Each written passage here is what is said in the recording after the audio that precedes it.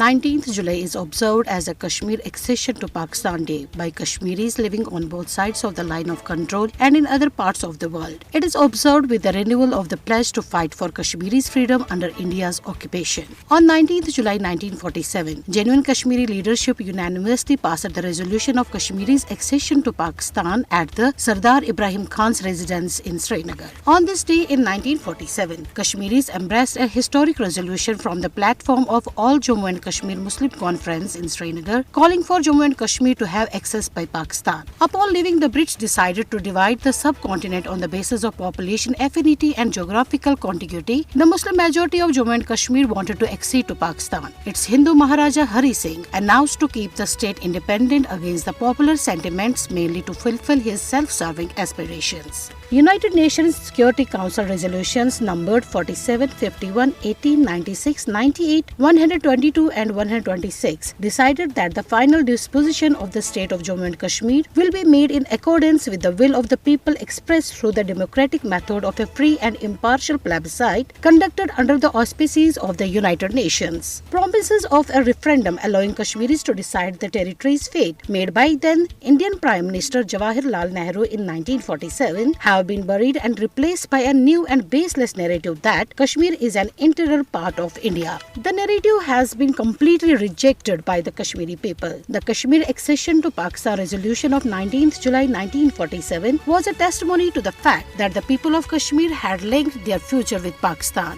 The worst kind of Indian state terrorism in Indian illegally occupied Jammu and Kashmir during past 7 decades and the ongoing wave of Hindu extremism stand testimony to the fact that the Kashmiris' decision of accession with Pakistan was fully justified. This resolution is still valid and continues to establish the fact that the Kashmiris have spiritual, social, political and cultural links with Pakistan and they want to be the part of this country.